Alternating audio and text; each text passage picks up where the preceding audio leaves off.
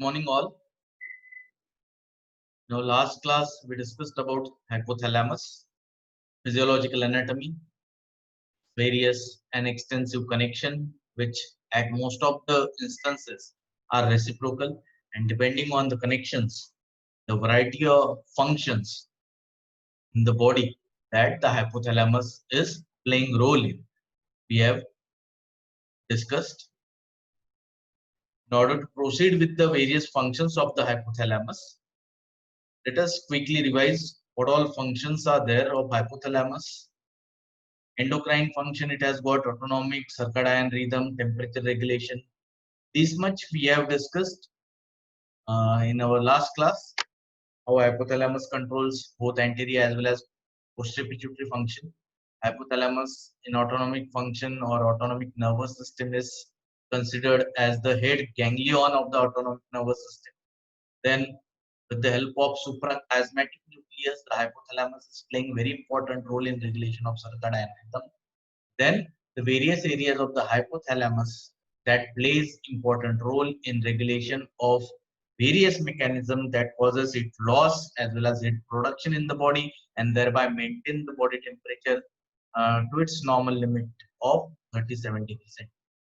Now let us proceed with the next very important function, that is regulation of food intake. Eating behavior in everyone, it mainly depends on so many factors. What could be the factors? Maybe psychological, genetic, environmental factors, social factors. Along with that, the quality of food, the nutritional status of the individual, the level of energy expenditure and interest for the food, as well as appetite of the individual at the time of taking food. All these factors will decide how much amount of food will be consumed by that particular individual by that on that particular time. Long-term regulation of the food intake, when it is brought about, it mainly maintains a balance between intake of food as well as expenditure of the energy. And because of this balance, the body weight is normally maintained. Whenever there is loss of balance, the body weight either will increase or it will be unduly decreased. The various factors that regulate food intake can be divided into neural factor, hormonal factors, and metabolic factors. Hypothalamus, however, is playing the key role in integrating all these neural, hormonal, and metabolic factors. Let us consider one by one all these factors, starting with the neural factors. What is the role of hypothalamus? Hypothalamic areas controlling food intake are mainly the two centers, feeding center and the satiety center. As the name itself is suggesting, feeding center, stimulation of this center will lead to, it will cause feeding, that means ingestion of food. Whereas satiety, it will give feeling of being sated, and thereby it will stop consumption of food. Feeding center, stimulation of lateral hypothalamus. It increases food intake, and therefore this particular area of lateral hypothalamus is labeled as feeding center. As you can see here, this particular area which is located on the lateral aspect of the hypothalamus, and therefore lesion whenever is taking place into lateral hypothalamus or in the feeding center, it will cause fatal anorexia in otherwise healthy animals by decreasing the food intake abnormally. Location, it is located in the base nucleus of the median forebrain bundle at its junction with palidohypothalamic fiber. Satiety center, as we can see here in the diagram, stimulation of ventromedial hypothalamus causes cessation of feeding or cessation of eating, and thereby it is called satiety center, as it gives the feeling of being set. And therefore, lesion of this satiety center often leads to severe hyperphagia, and that is responsible for morbid obesity or also labeled as the hypothalamic. Food intake results from the interaction between the feeding center as well as the satiety center. Normally, the satiety center decreases food intake by inhibiting the food center. That means we can say the feeding center is under the control of satiety center. Feeding center is chronically active, so feeding is initiated. After being feeding, activity of the satiety center will increase, and that will send signal to the feeding center. These signals will be inhibitory signal. The feeding center will get inhibited, and finally there will be cessation of eating, or finally the feeding will be stopped. Next, hormonal factors. Hormones are either secreted from the hypothalamus or they are acting on the hypothalamus in order to influence the food intake. Hormones can be classified as hormones those increase the food intake and hormones which decrease the food intake. Hormones which are increasing food intake: neuropeptide Y, orexin, ghrelin, melanin concentrating hormone, agouti related peptide, galanin, growth hormone releasing hormone. Whereas the hormones that cause decrease in the food intake: estrogen, dopamine, alpha MSH, CART, cocaine and amphetamine regulated transcript, corticotropin releasing hormone, gut hormones, oxytocin, CCK peptide, YY, and leptin. Let us see one by one the important hormones. Neuropeptide Y. Hormones which increase the food intake are also labeled as orexigenic hormone. Neuropeptide Y. It is a polypeptide which is secreted by arcuate nucleus of hypothalamus. What it does? Stimulate the feeding center and thereby stimulate food intake. At the same time, it causes inhibition of action of various anorexogenic agents on the hypothalamus, and therefore also it is helpful in stimulating the food intake. Next is orexin. It is available in two forms: orexin A as well as orexin B. Are formed in the lateral hypothalamus and they strongly stimulate the food intake. Ghrelin, a polypeptide which is secreted by stomach and hypothalamus, which stimulate the feeding center and thereby increase the food intake and therefore responsible for gain of weight. During fasting, this ghrelin concentration increases in plasma and therefore the food intake capacity is also increasing, and vice. Hormone that decrease the food intake, which are called anorexogenic hormones. Estrogen, which is secreted from the ovary. This has got capacity to cross the blood-brain barrier and thereby it act on the hypothalamus. Which particular center? It act on the feeding center. How come it is acting on the feeding center? It is giving inhibitory influences to the feeding center and thereby inhibiting feeding center and also decreasing the release of neuropeptide Y. Together, these two actions are bringing about decrease in the overall food.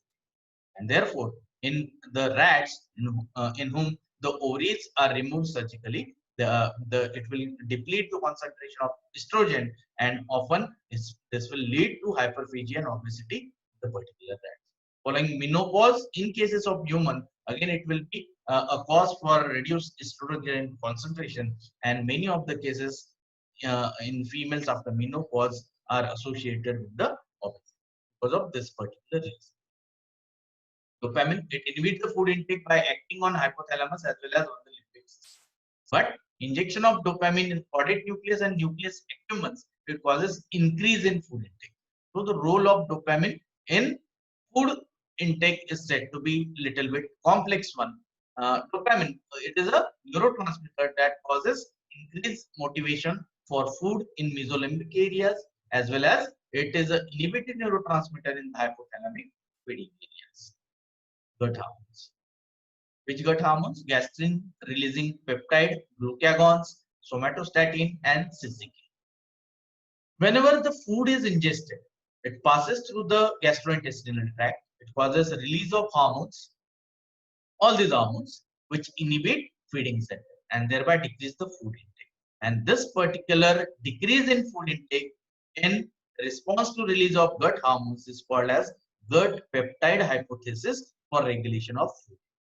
From whatever hormones are listed over here, CCK is the most important one in causing inhibition of the feeding center or regulating the food intake. Cholecystokinin. Peripherally, it is acting on visceral receptors CCK-A, and centrally it is acting on hypothalamus. Two kinds of receptors, CCK-B and CCK-A, to inhibit the food intake. In hypothalamus, CCK-B receptors are present in more numbers, and therefore CCK-B antagonists inhibit the satiety and thereby increase the food intake. What is the role of hormone leptin? Leptin, it is a polypeptide hormone which is released from the white fat cell, which are also called adipocytes, which are located in the adipose tissue mass or fat stores of the body. So increase in adipose tissue mass increases the concentration of leptin, and decrease in the adipose tissue mass or obesity decreases the concentration of hormone leptin in the plasma.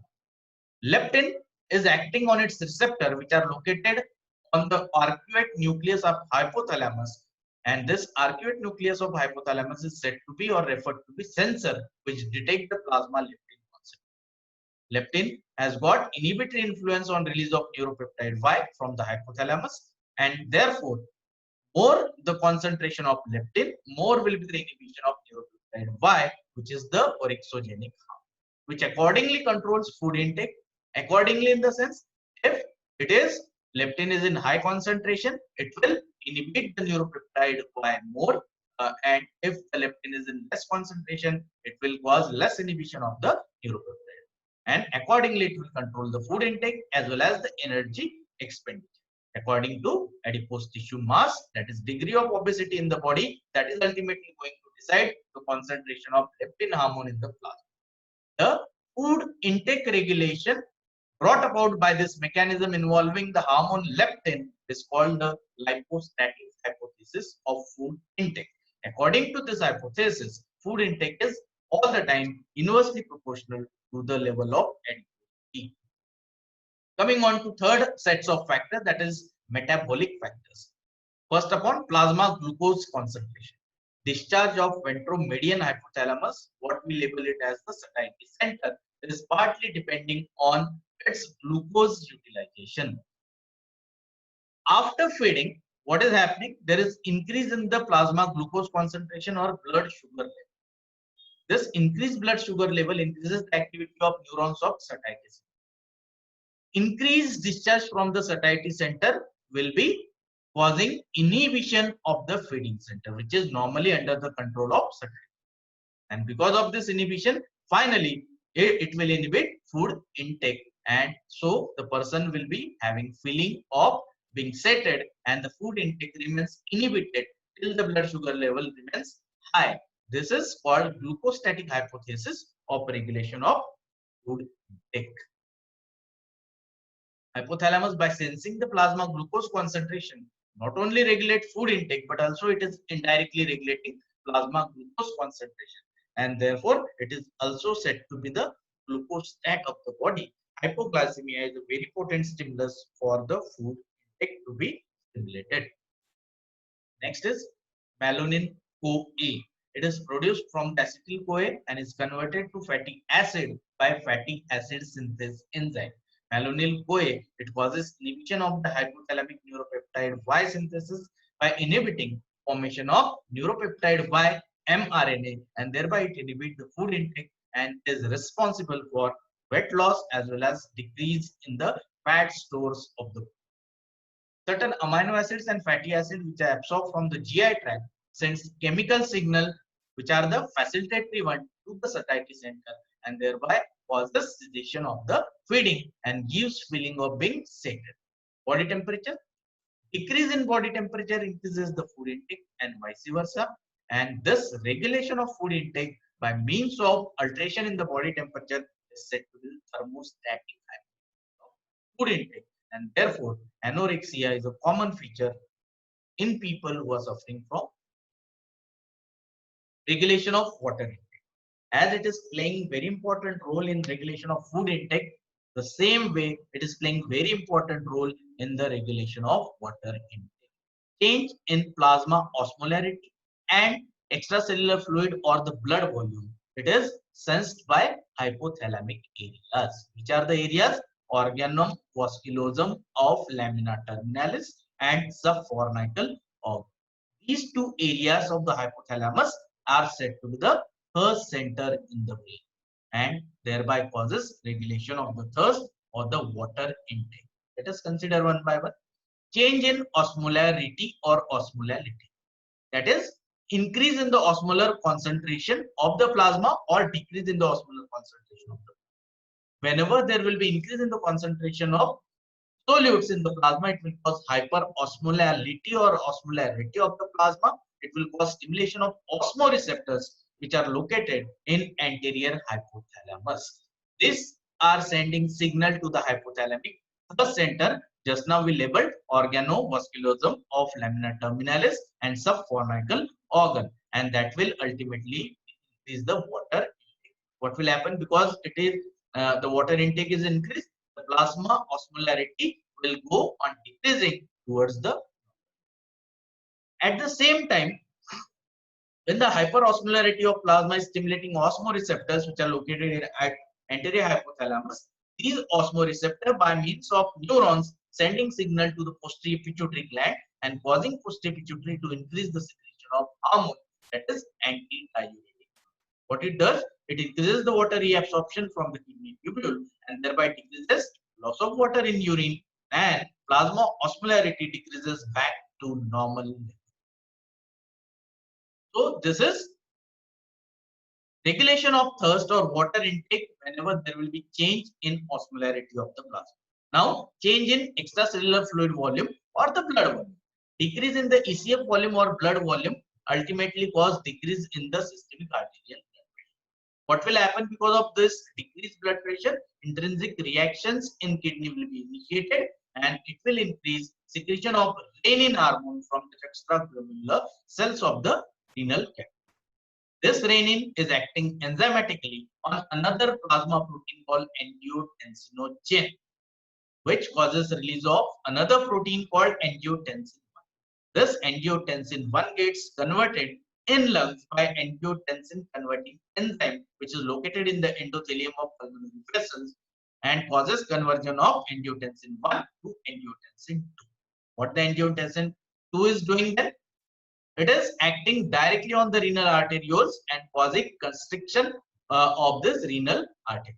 Because of the constriction, there is decreased blood flow through the kidney, which decreases pressure in the peritubular capillaries. Hydrostatic pressure is less, thereby it will cause decrease in the filtration but increase in the reabsorption of fluid from the tubule, that will increase the water retention and ultimately will be responsible for increasing ECF or blood volume towards the normal.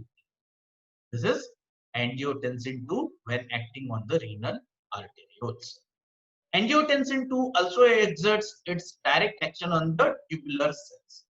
And when it is acting on the tubular cell, it increases the permeability of tubular cell for the sodium as well as water. There occurs increased reabsorption of sodium and water from the renal tubular cell, that increases the extracellular fluid volume or the blood volume towards the normal.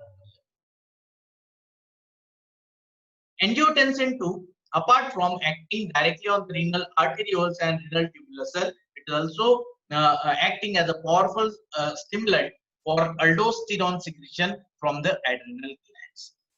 Because of increase in secretion of aldosterone, there occurs marked increase in sodium reabsorption by the kidney tubule, which increases the concentration of sodium extracellular fluid, that will cause increase osmolarity of the plasma, that is hyperosmolarity of the plasma, which we have just now seen. When there is increase in the osmolarity of the plasma, it stimulates osmoreceptors of the hypothalamus, stimulate the hypothalamic nervous center. There occurs increase in the water intake, which increases water retention, and thereby there occurs increase in ECF volume or the.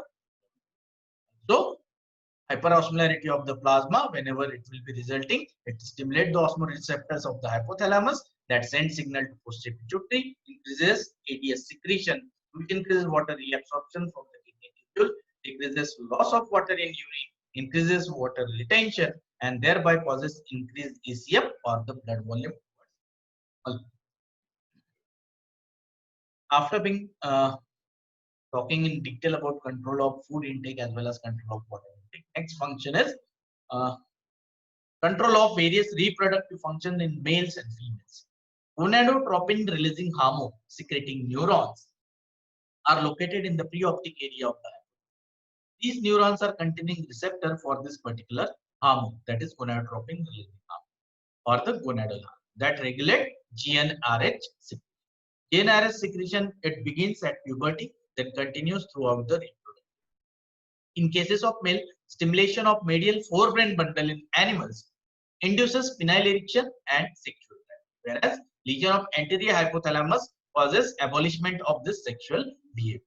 Hypothalamic testosterone implants restore normal sexual function in castrated male rats.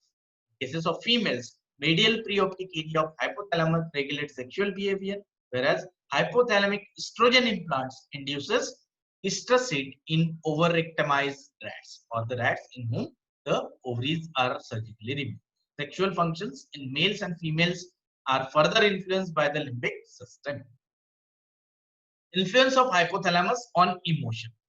Due to its extensive connections with the limbic system, and most of which are the reciprocal connection, stimulation of lateral hypothalamus activate rage reaction in animals, and self-stimulation experiments have established or proved that reward system is located in lateral preoptic area of the hypothalamus.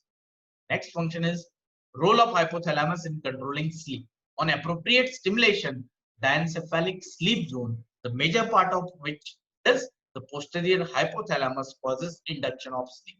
Not only this, stimulation of preoptic area of hypothalamus is also responsible for induction of sleep by regulating circadian rhythm. By means of regulating the activity of suprachiasmatic nucleus, hypothalamus controls the sleep-wake cycle. Role of hypothalamus in immunity. Many stressful stimuli causes suppression of immunity by increasing hypothalamic corticotropin releasing hormones release. When there is increase in the corticotropin releasing hormone, that will cause increased ACTH secretion from the anterior pituitary, and that will promote cortisol synthesis as well as secretion from the adrenal cortex. After being considering various functions, let us consider some of the applied significant aspect of the hypothalamic dysfunction or hypothalamic syndrome, which are mainly of two types: global hypothalamic syndrome and partial hypothalamic syndrome. What is global? Either all parts or a large part of hypothalamus is affected, which may be due to primary tumors or metastatic carcinoma, lymphoma or granulomatous diseases like sarcoidosis. Usually, patient is dying due to failure of visceral homeostatic mechanism or the functions, and also there is failure to regulate body temperature may be the cause of death in many of the patients. Partial hypothalamic syndrome, it is occurring because of the selective lesion of a specific part of the thalamus, and it ultimately results in deficiency or overproduction of a single hormone. Some of this partial hypothalamic syndrome can be considered as diabetes insipidus. It is a neurogenic diabetes insipidus occurs in hypothalamic or pituitary tumors which affect the secretion of antidiuretic hormone. Neurogenic salt wasting, it occurs as a part of a syndrome called CR, syndrome of inappropriate ADH syndrome.